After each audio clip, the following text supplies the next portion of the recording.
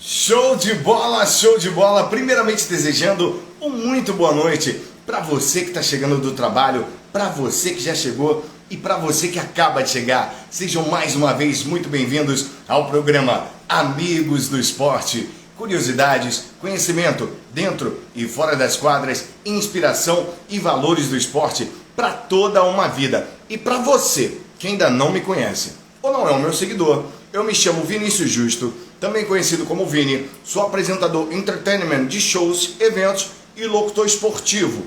E hoje nós temos mais uma fera, um grande doutor. Boa noite, Amandinha, boa noite, Carol, boa noite, Dentinha, galera que tá chegando. Mais uma fera ligada ao esporte. Vou apresentar o meu convidado do dia de hoje. Ele nasceu no Rio de Janeiro, tem 38 anos, com 1,68 m de altura, pesando 72 quilos. Ele é doutor em Ciências do Desporto pela Universidade Trás-os-Montes e Alto Douro, Vila Real, Portugal. Boa noite, Vivi. Um beijo grande. Também é mestre em Educação Física, Biodinâmica do Movimento Humano pela UFRJ.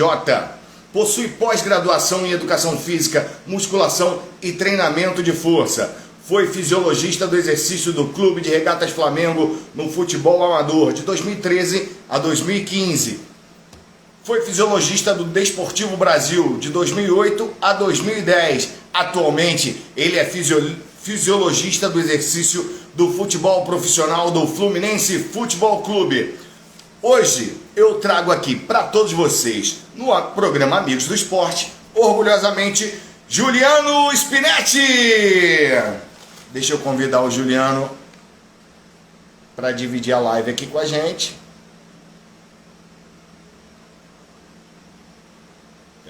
Peraí. Chamando o Juliano. E para vocês que já chegaram aqui no programa, seguinte, galera. Dispara aí o aviãozinho, o direct. Convida pela... Boa noite, mestre Adetana. Uma honra ter você aqui com a gente. Dispara aí o direct e convida pelo menos mais 10 amigos para assistir essa fera aqui junto com a gente. Juliano tá chegando. Ele foi capoeirista, tô sabendo. Capoeira, o grupo da galera apaixonada por capoeira é muito longo. Só falta eu fazer capoeira. Sempre admirei, mas ainda não fiz. Tá entrando agora. Vamos ver se o Juliano tá entrando aqui ao vivo. Vamos lá que ao vivo é assim mesmo, galera. Juliano, eu já te enviei. Jogou capoeira com ele, mestre Aritano? Eu já te enviei a solicitação para você dividir. Estou só esperando você aceitar. Vamos tentar mais uma vez. Tá chegando aí. Vamos lá, Juliano Spinetti, está chegando na área. Boa noite, doutor Juliano. Boa noite, tudo bem, Vini? Amigos do esporte. Primeiramente, eu queria te agradecer aí você ter topado a participar desse projeto. E é uma honra para mim e para todos as nossas audiências que assistem aqui o programa, ter você aqui no programa no dia de hoje. Bacana, eu que agradeço o convite aí, em poder participar e bater um papo aí, falar um pouquinho do dia a dia. Juliano, você está me ouvindo legal? Eu tô. Como é que tá meu áudio? Tá só um pouquinho baixo. Eu não sei se é pelo fone. Vê se melhora. Melhorou pouquinho. Aqui? Melhorou um pouquinho. Vamos lá. Antes da gente começar, Juliano, é importante salientar que o programa Amigos do Esporte, eu, Vinícius Justo, eu não represento nenhuma marca, instituição, clube, torcidas, apenas verdadeiramente o poder do esporte em agregar e transformar vidas, mas não significa que você, meu convidado do dia, você tem carta aberta para falar do que você quiser, dos seus parceiros, dos seus projetos, dos seus colaboradores. Beleza? Bacana, claro. Vamos com tudo. Então vamos ao início, Juliano. Vamos lá atrás, no início de tudo. Como é que tudo começou? a sua trajetória e paixão pelo esporte, os caminhos que foram traçados e a decisão de se tornar fisiologista do exercício. É uma história longa. Eu sempre amei esporte, sempre gostei, sempre fui incentivado pelos meus pais, né? Sempre fui muito mais da área da luta, quando era criança fiz judô,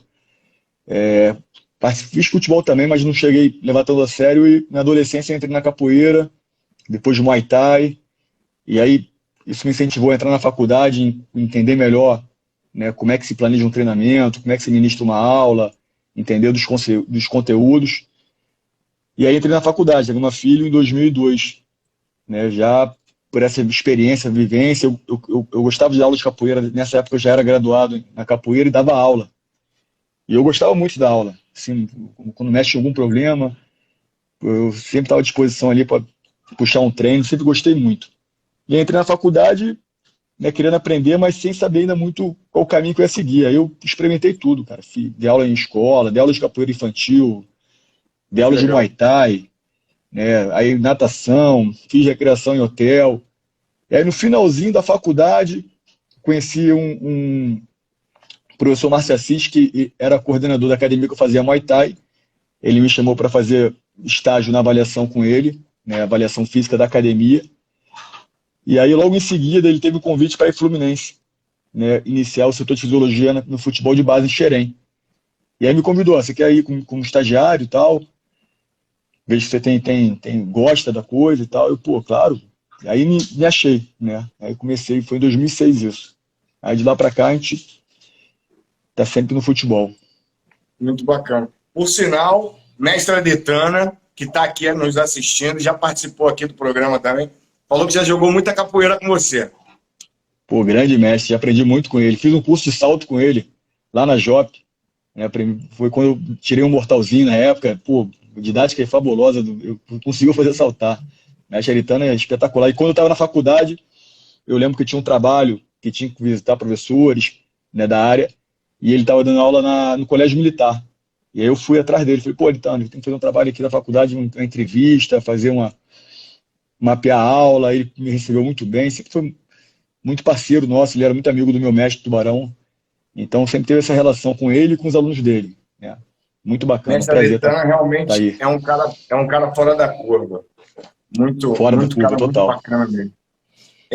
Vou aproveitar para você que está chegando agora aqui no programa. Esse é o programa Amigos do Esporte. E hoje nós temos aqui o nosso convidado Juliano Spinetti. Você quiser fazer a sua pergunta para o Juliano, você vai fazer o seguinte. Aqui embaixo tem um pontinho de interrogação. Você vai clicar ali, escreve a sua pergunta, que assim que terminar o quadro de perguntas do programa, eu faço a sua pergunta para essa fera do esporte, beleza? E aproveitando do lado tem um direct, um aviãozinho, aperta, dispara pelo menos para 10 amigos para ver essa fera que está aqui com a gente hoje. Por sinal, Rodrigo Metralha, seu amigo, também falou que você jogava muita capoeira. Não era dos melhores, não, era esforçado, era uma tentativa.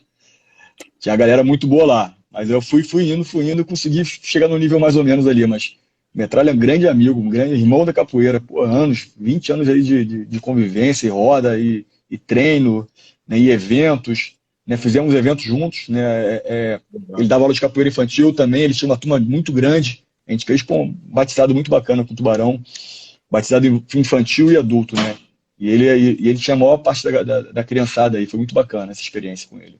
Muito legal, parabéns. Juliano, você pode explicar para o público que nos assiste agora e que vão assistir depois aqui no IGTV, o que é a fisiologia do exercício? Quais os principais benefícios aplicados aos atletas de alto rendimento e onde fica mais explícito o trabalho realizado? Então, na verdade, a terminologia fisiologia, ela vem de 2 décadas atrás, que foi quando começou os pioneiros aí na fisiologia do esporte, tá entrando com essa área, né, para dar o suporte, para auxiliar na melhor preparação dos atletas. Porque naquela época, as variáveis que eram mais acessíveis no campo de trabalho, né, sem ser no laboratório, mas diretamente no campo, eram as variáveis fisiológicas, principalmente a frequência cardíaca. Então, daí veio o termo fisiologista, porque as variáveis que ele conseguiam controlar para dimensionar o treino, para ajudar o preparador físico, o treinador, eram variáveis fisiológicas. e essa terminologia, essa nomenclatura ficou até hoje, mas hoje é muito mais do que isso, né? Porque, na verdade, a nossa função é estar monitorando a performance dos atletas, né, em todos os sentidos, né, para entender como é que está o desenvolvimento, a assimilação desse atleta em relação ao treinamento, aos jogos. Né? Então, a gente tenta fazer a ponte entre o conhecimento científico e a sua aplicação na prática. Né? A gente tenta fazer mediação com o preparador físico, com o treinador que estão ali na ponta, aplicando o treinamento, e nós monitoramos, né, o que está acontecendo com o atleta no treinamento. Né? Então, o que aquele treinamento está influenciando no corpo dele. Né? Durante o treinamento, após o treinamento, no dia seguinte, então aquele atleta está conseguindo suportar a carga, aquele atleta está conseguindo se adaptar, ele está melhorando fisicamente em relação ao treinamento, ele está piorando, ele pode... Então, basicamente, a gente fica fazendo um raio-x do atleta, né? Usando todas as variáveis, né, que são importantes para entender a performance, o desempenho daquele atleta. Né? Perfeito. Como é que é feita essa avaliação física pelo profissional fisiologista? Para que possa passar os exercícios físicos específicos para cada esporte e também para os atletas com as suas individualidades, fazendo com que ele obtenha o seu máximo em resultados. Você tem algumas partes do processo. Né? Uma parte, que é a parte inicial, é uma avaliação física geral. Né? Então, naquele momento, você está testando ele, geralmente testando no limite o atleta, né, de todas as capacidades que são importantes para aquela modalidade. Então, obviamente que essa avaliação física ela tem uma relação muito direta com a modalidade do esporte, do atleta. Um atleta de um esporte de resistência, ele vai ter um foco na avaliação de resistência, um atleta no esporte de força vai ter um foco nessa avaliação de força, né? E basicamente é entender como é que esse atleta é dentro daquelas capacidades físicas. Então, para o jogador de futebol, já é um esporte democrático no aspecto de capacidade física. O jogador precisa de ter tudo, né? Força, resistência, velocidade, potência. Então, o jogador de futebol, essa avaliação ela é mais abrangente, porque você tem que entender várias facetas daquele desempenho motor. Então, são testes. Teste de resistência, teste de força, teste de potência, teste de velocidade, teste de aceleração. E aí a gente consegue ranquear ele com outros atletas, entender quais são os pontos positivos dele, quais são os pontos negativos dele, né, em relação à função do movimento dele, o que pode ser aprimorado, né, como é que a gente pode fazer com que ele fique ainda melhor, né, se a gente observar alguma disfunção, por exemplo, o atleta tem um lado muito mais forte do que o outro, tem um lado muito mais potente do que o outro, e isso possa ter uma relação com uma incidência de lesão futura, a gente vai tentar corrigir, né, prescrever um treinamento para corrigir essa disfunção. Então esse é o momento inicial, é entender o atleta. Então o cara vai fazer teste de salto, teste de corrida, teste de força em equipamento robótico, né, que hoje já tem como se fossem cadeiras extensoras, mas são robotizadas, né, computador, que está com toda curva de força durante aquele movimento, né, teste de movimento com câmera, com avaliação cinemática de câmera com alta resolução, com programa de inteligência artificial, que você vai conseguir ver se ele faz um movimento que não é funcional, que é anormal. Então esse é o primeiro momento, é entender ele e colocar ele dentro de uma caixa cheia de jogadores, e esse cara é um cara muito acima da média fisicamente em tudo, esse cara é um cara na média, esse cara é um cara abaixo da média, não, esse cara é um cara na média, mas na velocidade ele é muito acima da média, então vamos explorar esse lado desse atleta. Então primeiro é entender o cara, né, fisicamente. Primeiro Cada passo. atleta com certeza Então, tem sua individualidade, né? Exatamente. Aí a tecnologia ajuda hoje, faz um teste de salto vertical, que quando eu comecei, o atleta sujava a mão de giz e saltava e batia na parede, né? Hoje você tem a plataforma de força, né? Que é uma balança de altíssima sensibilidade ligada ao computador com recursos tecnológicos fabulosos, que a gente consegue, durante toda a ação do movimento dele, entender como é que está a aplicação de força de um lado pelo outro lado. Né? Você tem células fotoelétricas, que você vai fazer um teste com ele de 5 metros, que no cronômetro você não teria essa precisão, porque o olho humano não teria essa capacidade de você ver o movimento e apertar o botão do cronômetro. Não, você vai ter um sensor, né, com sensor óptico, e vai saber com precisão de milésimo de segundo qual foi o tempo para 5 metros. Então, hoje tem tecnologia e nossa função é aplicar essa tecnologia para melhorar a performance do atleta. Esse no momento de avaliação.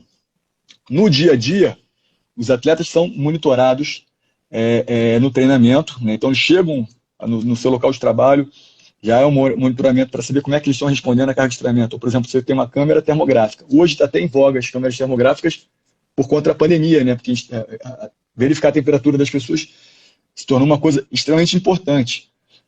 Mas existem câmeras térmicas, né, de altíssima resolução que a gente consegue entender se um músculo está mais fadigado do que o outro. Então o atleta chega no CT e vem de um jogo, vem de treino forte. Vamos fazer uma varredura, né, através de fotos térmicas para saber se existe uma fadiga que seja preocupante esse atleta treinar com muita intensidade e se machucar. Então já é um passo.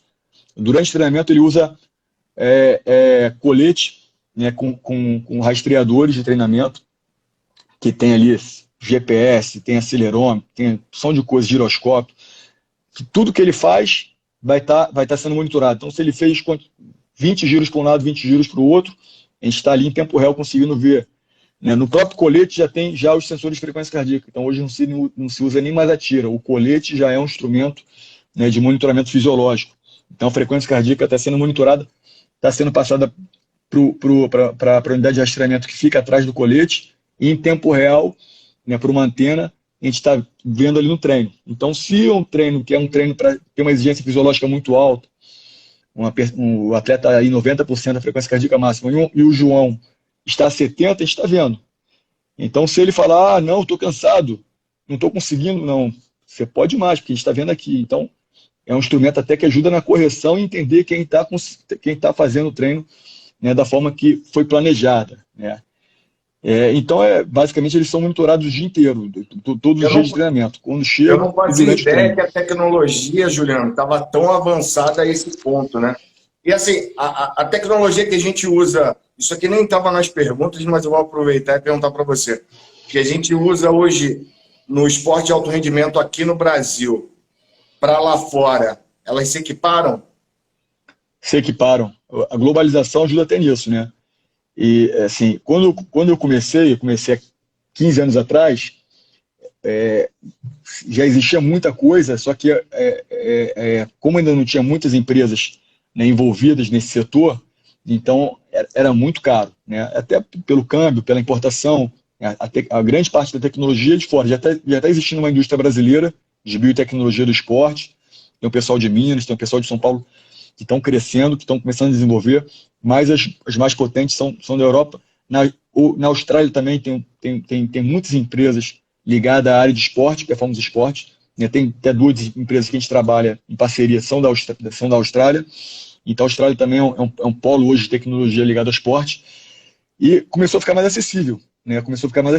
É claro que se eu pegar um time de última ponta da Premier League, vai ter uma coisa que a gente não vai ter, né? Mas de forma geral está muito parecido, né? Até assim, uma coisa que acontece hoje já com naturalidade, que há um tempo atrás a gente nunca imaginava. Assim, o atleta foi convocado, as seleções buscam saber como é que foi a última semana do cara de treinamento, e como o sistema é muito parecido, a gente vai gerar um relatório e vai mandar para eles, né? E até a comunicação, nesse sentido hoje é muito maior, né? Perfeito. Vou lembrar mais uma vez para você que está chegando agora, esse é o programa Amigos do Esporte, com essa fera chamado Juliano Spinetti. Você quiser fazer a sua pergunta para ele, você vai fazer o seguinte: embaixo aqui do Juliano tem um pontinho de interrogação, você vai clicar, escreve a sua pergunta lá, que logo, quando acabar o quadro de perguntas do programa, a gente faz a sua pergunta para ele. Aproveitar e mandar um abraço aqui rapidinho para o Edson Rocha, para atleta da handbike, para a Débora Santos, árbitra do voleibol, Dentinho, tá todo mundo entrando aí. Juliano, você é fisiologista do exercício no Fluminense Futebol Clube. Qual a especificidade da fisiologia para o futebol? Então, basicamente entender como é que o corpo do atleta está reagindo ao trabalho que está sendo submetido. Então, entender se ele está conseguindo melhorar o desempenho, se ele está conseguindo suportar as cargas de treino, de jogos que estão sendo aplicadas, né, se ele está evoluindo, e se não estiver evoluindo, qual o caminho a seguir. É um analista, né? Na verdade, nós somos analistas que vamos entendendo o que está acontecendo com o atleta dia a dia, e aí municiando a comissão técnica com informações, né, o preparador físico, o treinador, o auxiliar técnico, né, de aumentar a carga de treino, de reduzir a carga de treino, de fazer um treino específico para uma melhora, né. Basicamente a especificidade da função, o escopo principal da função é essa, né, é municiar a comissão técnica com informações para eles tomarem decisões acertadas, né, e otimizar a performance do atleta. O atleta tem que trabalhar no melhor nível possível, com o menor risco de lesão também possível. Eu vou aproveitar essa linha de raciocínio até da sua própria resposta para te perguntar qual é a importância e como é que é feito esse alinhamento do fisiologista com as outras áreas da saúde na influência direta do desempenho. Uma maneira é a conversa, né? A principal forma é a conversa, é a comunicação diária, reuniões. Diariamente tem uma reunião pré-treino, né? Que ali tem a sala do treinador e basicamente vai ali um de cada setor falar um pouquinho do que está acontecendo, o que observou, uma situação atípica do dia, né? Então, diariamente, há essa conversa pré-treino, né? E também pós-treino. Em alguns momentos mais formais, outros momentos mais informais. Isso seja a forma mais segura, né? Mais direta, né? De estar fazendo a comunicação verbal ali e colocando ponto. Um atleta chegou relatando uma dor localizada, a gente continuou a investigação, fez uma análise termográfica, deu continuidade com o departamento médico, fez a avaliação clínica, esse atleta tem um risco maior, vamos segurar ele no treinamento, fala com o treinador, fala com o auxiliar técnico, qual é a posição deles, e aí toma-se uma decisão pautada no que a gente observou e avaliou naquele dia. Isso é uma forma. Também a outra forma é através de relatórios, né? Ali você não vai conseguir passar tudo, né, que você tem para passar para o treinador, falando ali de forma objetiva. Aí você vai gerar um relatório bem gráfico, bem objetivo, para ele entender qual foi o percentual de carga daquele dia, se aquele jogo foi mais intenso ou menos intenso. Uma coisa importante que a gente faz é saber monitorar os jogos, né? O jogo foi mais intenso, foi menos intenso, houve queda no segundo tempo em relação ao primeiro, e aí, obviamente, a gente passa essa informação diretamente para o treinador, porque ele pergunta, mas também é gerado um relatório, se naquele momento ele não quiser entender, quer ver com mais calma, quer fazer uma análise de um jogador, quer fazer uma análise de um setor do campo, ele vai ter ali as informações detalhadas num relatório. Entendi, perfeito. Juliano, até qual momento o fisiologista pode atuar para não entrar no trabalho do preparador físico? A verdade é um trabalho de muita parceria, e aí a entrada de um no setor do outro vai depender muito da relação entre os dois, né?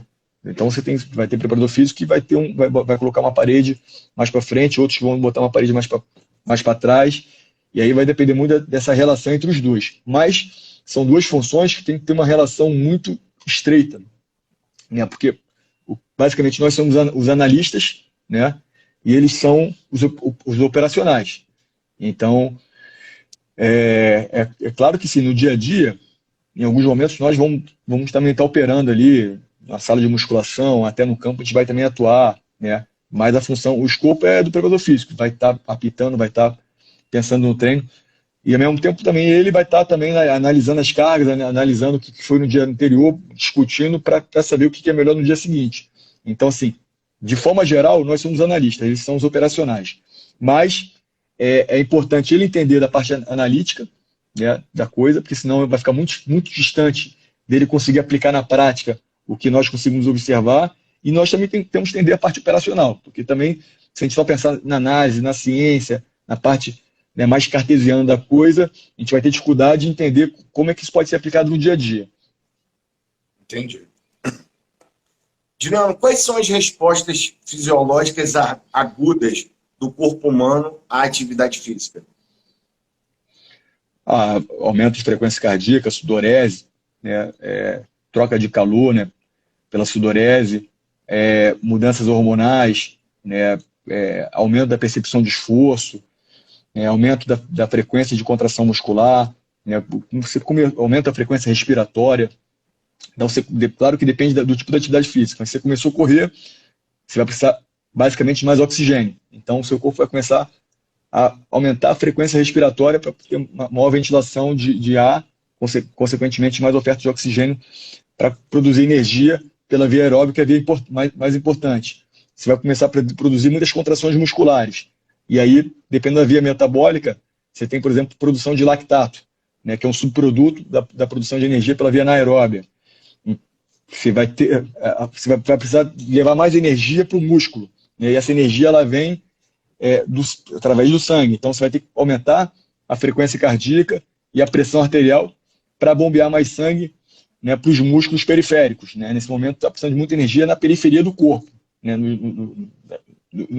nos segmentos mais distantes. Então, você vai ter que aumentar a frequência cardíaca e a pressão arterial para bombear mais sangue e levar essa energia, né, para os músculos. E aí os músculos vão fazer toda aquela síntese ali para a cadeia para produzir energia e vão liberar, que eu falei, subprodutos, como lactato, né, e aí o corpo vai ter que remover. Então, você tem toda uma mudança no corpo aguda, né, durante a atividade física. Aí você também tem as percepções sensoriais. Né? Você tem os órgãos sensoriais percebendo quanto de energia você está produzindo, o quanto de fadiga você está gerando, a fadiga central, a fadiga periférica, né, que é localizada no músculo, dentre outras mudanças agudas aí durante a atividade física. Que aula técnica, Juliano! Valeu, Vini. Vou lembrar mais uma vez, para você que quiser fazer a sua pergunta para o Juliano Spinetti, ele é fisiologista do exercício da equipe profissional do time do Fluminense Futebol Clube. Você vai fazer o seguinte, clica ali no ponto de interrogação, escreve a sua pergunta, que já está terminando o quadro de perguntas do programa, e eu faço a sua pergunta para esse fera. Juliano, existem outras áreas que utilizam a fisiologia do exercício ou é somente a área da educação física? Não, tem. Sim, você tem médicos que são fisiologistas, né? Já teve o caso conhecido, já tive um fisioterapeuta que foi fisiologista, né? Acho que basicamente professor de educação física, médico e fisioterapeuta que eu já vi como fisiologista. É uma área comum, né, da performance humana. É claro que cada um vai puxar mais para o seu conhecimento básico, né? Mas já vi esse tipo de profissionais atuando, né, como na função de fisiologista. Perfeito, tem um leque. Mas o mais comum são profissionais de educação física, né? A grande massa, a grande maioria são profissionais de educação física. Perfeito.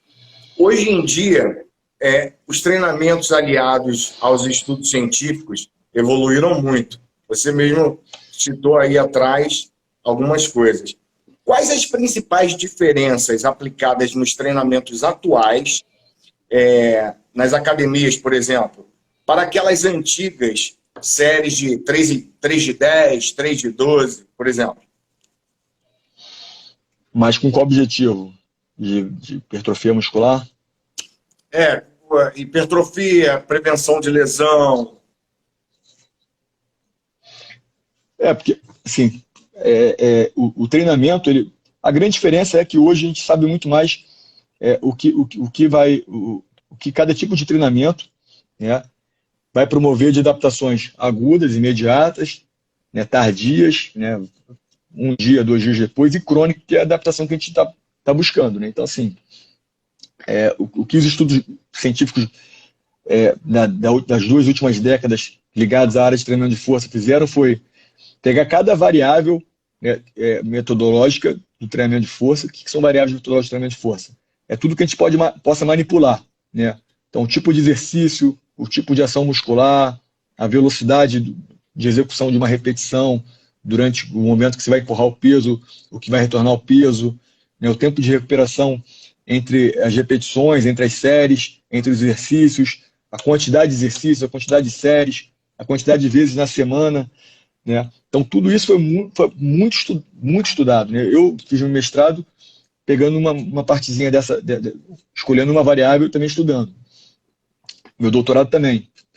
E sim, mas entre centenas de pesquisadores por todo o mundo. Então, hoje, né, aqueles que têm um conhecimento mais aprofundado das variáveis metodológicas de treinamento de força, sabe, se você fizer um supino reto livre, qual a diferença de uma adaptação crônica de um supino articulado na máquina. Se você fizer 15 repetições, sempre 15 repetições, se você fizer um treinamento ondulando em cada sessão um volume de repetições, o que vai trazer de diferença em termos de adaptação, né? Isso a longo prazo, isso em curto prazo, obviamente, ainda há muita coisa para ser estudado, né? Estou falando de uma forma geral, comparando assim, 20 anos para cá e 20 anos para trás. Então, hoje, tanto as respostas agudas, né, que são aquelas imediatas, né? Você fez uma série de 20 repetições, fiz uma série de 10 repetições. Qual que promove maior concentração de lactato? Qual que promove maior estresse metabólico? Qual foi mapeado, né? Isso sendo feito ao longo de 8 semanas. Qual que vai trazer mais hipertrofia? Qual que vai trazer menos hipertrofia? Qual que vai trazer maior ganho de resistência? Qual que vai trazer maior ganho de força? Né? Para cada faixa etária. Então, isso está muito mapeado, né? Obviamente, eu não sei tudo de cabeça, mas você vai focar no seu grupo. Eu sou um cara personal que trabalha muito com mulheres que buscam parte estética. Então, ele vai buscar ali o conhecimento, os métodos, né, como ele manipula as variáveis para trazer um melhor ganho para aquelas mulheres que buscam hipertrofia. Não, eu trabalho com atletas de futebol que hipertrofia não é o objetivo principal, é performar no campo. Então, eu vou buscar conhecimento, estudos que compararam métodos, né, de treinamento de força que vão ter uma transferência para o desempenho motor deles. Então, assim, e aí vai a área, como ela foi criando uma casca científica, ela foi um pouco indo para a especialização, né? Então, os profissionais foram buscando nichos, se especializando, né, em segmentos, porque não dá para você saber tudo, né, ser um especialista em todas as áreas, né? Que existem muitas vertentes. Exatamente. E aí tem a galera que trabalha mais com a reabilitação, a galera que trabalha mais com a terceira idade, com hipertrofia, né, ganho de massa muscular.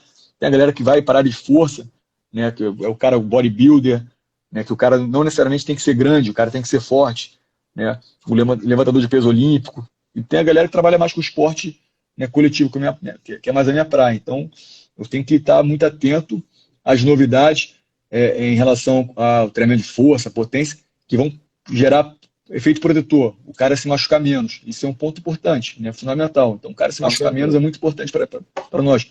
O cara ficar melhor fisicamente, o cara, né, ser mais capaz de acelerar melhor, de ter mais velocidade.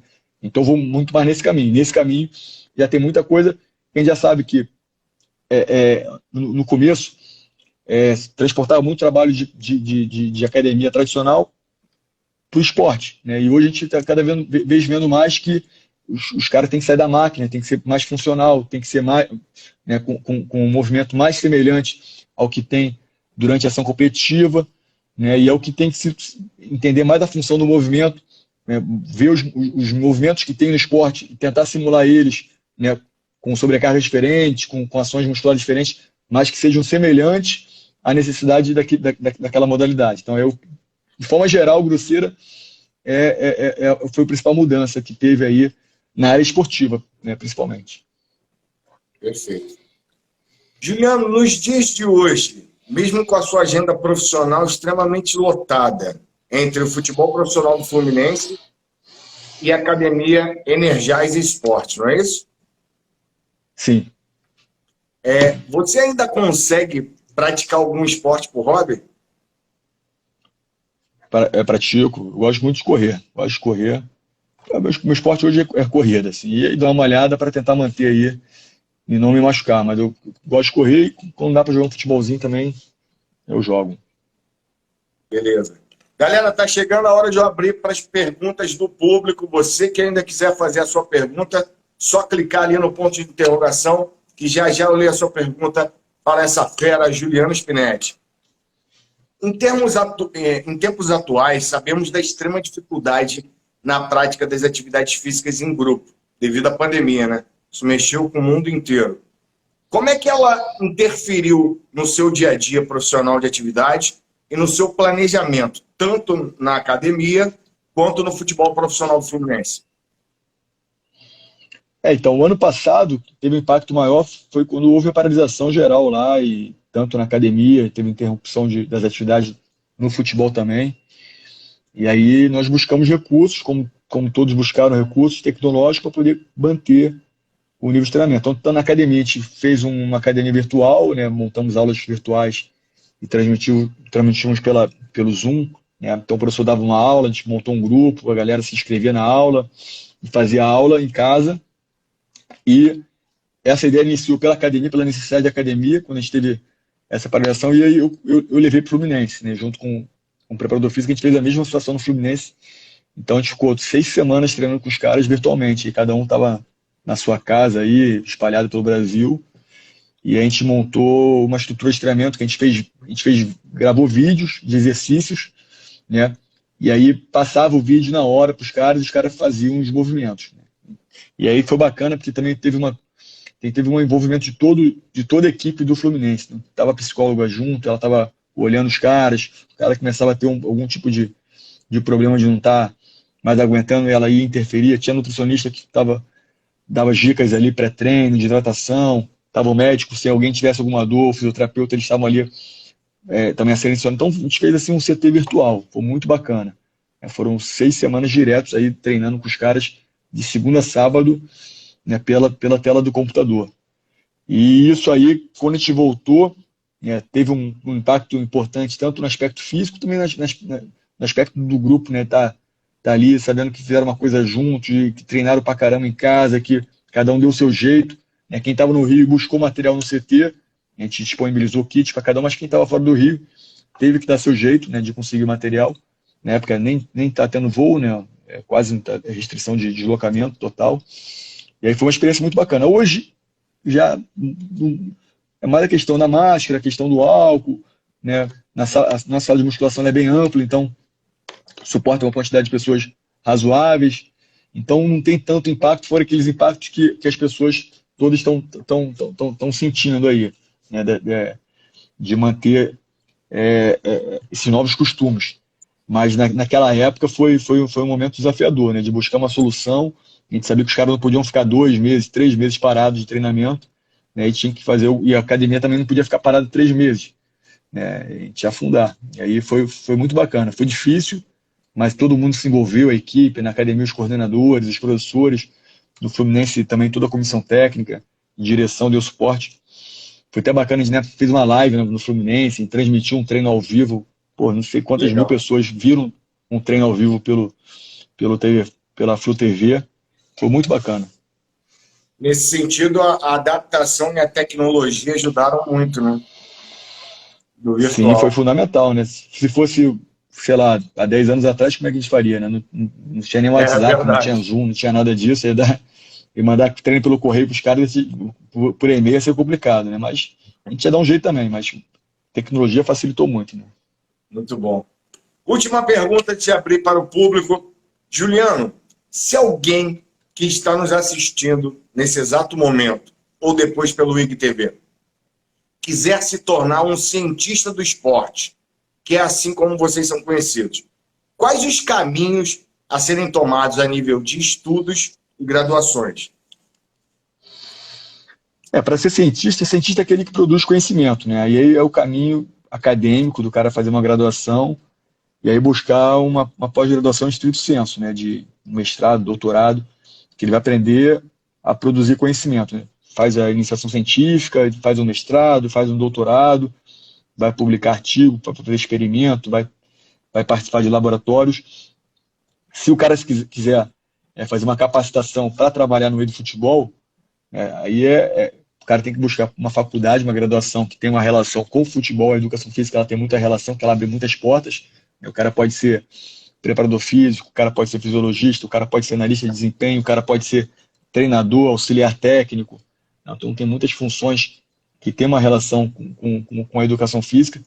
Lá no Fluminense a gente está fazendo até curso de capacitação, né, e formação avançada para quem quer se tornar preparador físico, fisiologista, né, com um curso aí que o estudante vai ter todo acesso ao que se faz hoje no dia a dia, né, em todas as áreas, né, de forma bem profunda, né, tanto na parte prática quanto na parte teórica, e também é um caminho para quem quer se capacitar e um dia trabalhar no futebol, ou quem está trabalhando no futebol e quer se aperfeiçoar, né? Então o cara está querendo crescer, buscar uma posição melhor, né, e para isso é necessário se capacitar, melhorar, né, conhecer novos caminhos, novas metodologias. A gente está querendo disponibilizar e fazer essa troca de conhecimento também. Muito legal. Chegou a hora de abrir aqui as perguntas do público. Vamos ver o que tem para o Juliano.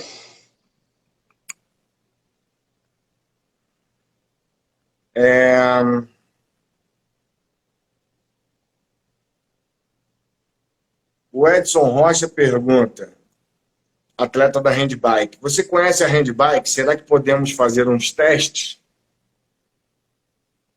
Handbike? Handbike. Não conheço handbike, não. É o atleta paralímpico que, ao invés de pedalar, ele mandala. Pô, bacana, muito bacana. Pô, legal demais. E ele faz. E qual modalidade? A corrida? Na verdade, ele é atleta de handbike e ele também foi o primeiro atleta carioca a disputar um triatlon. Tem que pensar, né, qual o teste que encaixaria, mas dá para no Fluminense, né? Mas tem um aparelho que a gente chama Kinel, que é um aparelho que é como se fosse uma. Não sei se vocês lembram que antigamente tinha aqueles aglomerados, né, em academia de prédio, que é um aparelho que fazia tudo, né, que você podia fazer um supino, podia fazer uma cadeira extensora, ele mexia e trocava. Então esse Kinel é um aparelho da Globus, né, que é como se fosse um aglomerado desse, só que todo computadorizado, né? Então você tem a possibilidade de fazer na polia, né, teste de força, teste de potência. Então você pode pensar em movimento, né, porque é como se fosse uma polia dessa móvel, né, de um cross que você desce, sobe, e aí você tem um computador, e aí, então você pode ver a força, né, a potência em qualquer movimento. Então dá para simular um movimento, né, sei lá, de girar a roda, né, e aí pode fazer um teste de resistência, de potência, ver como é que está a fadiga, compara a primeira repetição com a última. Obviamente tem que pensar em algo, né, que tenha relação aí com o esporte dele, mas dá para pensar. Hoje a tecnologia está cada vez mais ajudando nesse sentido, né? Antigamente ficava muito preso. Então hoje os equipamentos estão ficando muito mais flexíveis, né, customizados, né, você mexe nele e cria situações. Tem outro equipamento lá também que é o Force Frame, que é um também que você mexe nele todo. Então dá para fazer testes de força isométrica sem movimento, mas tem vários. Pode pensar em posições também. Dá para pensar bastante coisa. Pergunta respondida. Próxima pergunta para o Juliano. Feliz pergunta. Qual esporte ou atividade física é o mais indicado para a terceira idade? Para a terceira idade, principal é a atividade física, né? Então tem que fazer, tem que mexer. O corpo é uma máquina que, se você parar de mexer, essa máquina ela vai perdendo capacidade. Então tem que fazer. Então eu acho assim, tem que fazer toda e qualquer atividade que não gere problema físico naquele idoso. Tem idoso que consegue correr, mas é uma atividade de maior impacto. Então, assim, entre corrida e caminhada, eu prefiro corrida, desde que aquele idoso tenha a capacidade de correr, né? O pedal, excelente idade, gera um risco de estar perdendo equilíbrio, de cair, se machucar. Mas entre pedalar e caminhar, prefiro pedalar. A natação já é uma atividade muito boa também, porque não tem impacto, né? Ela trabalha todos os grupos musculares, trabalha a respiração forçada. Também é uma atividade muito boa para a terceira idade. Eu não sei nadar, não aprendi a nadar, tem dificuldade. Uma hidroginástica também. Então, sim, eu acho que tem que fazer qualquer atividade que não gere problema para ele e pensar numa atividade que tenha relação com a força. Então, academia, uma aula coletiva que tenha uma ligação em fazer força, em vencer a gravidade. Uma atividade que tem uma relação com a parte aeróbia, né? Em volume, resistência. Então, caminhar, correr, pedalar, nadar, né? Atividades cíclicas que trabalham essa parte cardiorrespiratória do idoso, cardiopulmonar, né? Para desenvolver toda a parte cardiorrespiratória dele, né? Melhorar a contração do coração, o relaxamento do coração. E uma atividade que tem uma relação com a flexibilidade, também, que o idoso perde muito, né? Então, assim, se o idoso conseguir fazer um pouquinho de força, um pouquinho de atividade aeróbica, um pouquinho de atividade que tem relação com a função do movimento, com mobilização de articulação, com alongamento, pô, ele vai ter com certeza uma qualidade de vida fantástica, desde que essas atividades não sejam lesivas, né? O cara não pode fazer uma atividade que ele não seja capaz de fazer. Eu tenho um tio-avô que tem 80 anos, que o cara corre, mas era bem do interior, então sempre fez. Tem pessoas que mal conseguem caminhar, então claro que depende da função de cada pessoa, né? Perfeito. Pergunta respondida. Próxima pergunta. O Fabiano, o tio Bibi, pergunta: alguma dica para quem está há muito tempo sedentário e ainda tem receio de frequentar uma academia? Cara, hoje, até por conta da pandemia, e as academias têm perdido muito, eu tenho percebido isso, até como gestor de uma academia, são as atividades ao ar livre, né? Então, assim, tem se até aumentado as equipes de corrida, os treinos funcionais. Então, assim, está voltando, melhor forma é voltar de forma orientada. Então, a- eu poderia falar assim, volta fazendo uma corridinha, mas se você puder ter uma orientação profissional, vai ser muito melhor, muito mais seguro, ele vai conseguir graduar o incremento da intensidade nesse retorno, entender como é que você está respondendo a cada dia de treino. Então, o melhor é você procurar uma ajuda profissional. E quais são as opções? Hoje, as opções são, você vai no Maracanã, você vai ter várias equipes lá, os caras de corrida, de treino funcional, né? Você vai na praia, na orla, você vai ter várias equipes de corrida, de treino funcional, de bike, né? Então, eu acho que buscar isso, e só uma sugestão, uma dica, é buscar saber se aquele profissional realmente é credenciado, né? Também tem como o cara está ao ar livre, acho que é bom buscar referências dele, né? Ou então pegar o nome completo, entrar no site do CREF e fazer uma pesquisa só para ter certeza que você está fazendo treinamento com uma pessoa que está capacitada e legalizada para aquilo. Pergunta respondida. O Patrício Hélio pergunta: o uso da máscara atrapalha a oxigenação do organismo durante os exercícios?